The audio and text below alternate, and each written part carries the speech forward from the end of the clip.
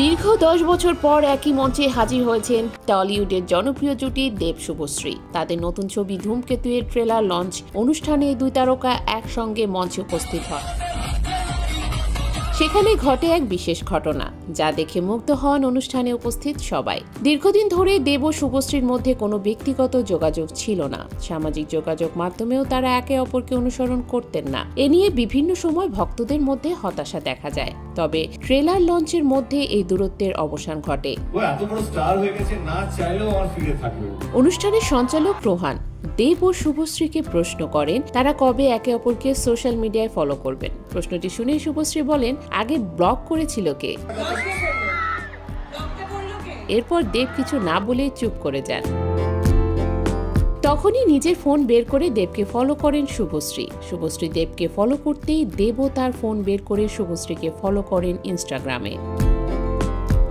এদিন মঞ্চের সঞ্চালক শুভশ্রীকে প্রশ্ন করেন তিনি দেবকে কিছু বলতে চান কিনা। উত্তরে চ্যালেঞ্জ সিনেমার সেই ভাইরাল সংলাপ দিয়ে শুরু করেন অভিনেত্রী। বলেন, আমার সঙ্গে বন্ধুত্ব করবে? হেসে ওঠেন সকলে। পাল্টা জবাবে দেব বলেন, কেন? এরপরই শুভশ্রীর মুখে শোনা যায়, এমনি। এরপরই একে অপরের দিকে বন্ধুত্বের হাত বাড়িয়ে দেন দুজনে।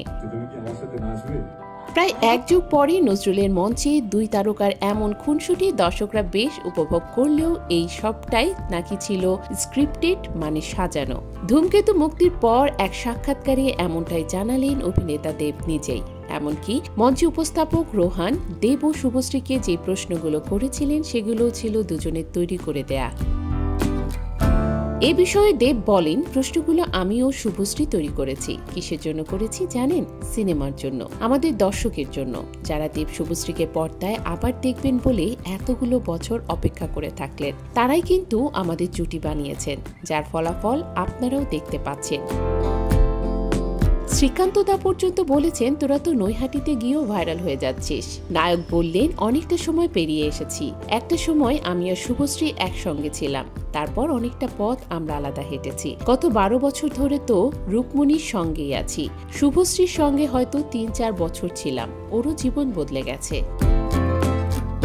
দেবের কথায় আমাদের নিয়ে অনেকটা নেগেটিভিটি ছিল, কখনো ও বলেছে, কখনো আমি বলেছি। সেই নেতিবাচকতা মুছতে হবে, এই ভাবনা নিয়ে সেদিন আমরা মঞ্চে উঠেছিলাম। অনেক ভালো স্মৃতি রয়েছে একসঙ্গে, সেই বার্তা দেয়া উদ্দেশ্য ছিল। সেসবই ভাগ করে নিতে চেয়েছি, যেন আমাদের অনুরাগীরাও সেই ভালো মুহূর্তগুলো, স্মৃতিগুলো উদযাপন করেন। এর বাইরে আর কিচ্ছু না। সেজন্যই তো প্রশ্নোত্তর পর্বের আয়োজন। এসব শুভশ্রীকেও জানানো হয়েছিল। দেব আরও বলেন, ওই যে খাদান সন্তান কিংবা পরস্পরকে সামাজিক যোগাযোগ মাধ্যমে অনুসরণ না করা, এগুলোই তো পাবলিক জানতে চেয়ে এসেছে এত বছর ধরে। তাই সব বলেছি প্রকৃত সত্য সামনে আনতে, যেন যাবতীয় ভুল বোঝাবুঝি মিটে যায় ওই দিন। সঙ্গে সাক্ষী থাকতে পারে অগণিত দর্শক, সকলে যেন বুঝতে পারেন এভাবেও ফিরে আসা যায়।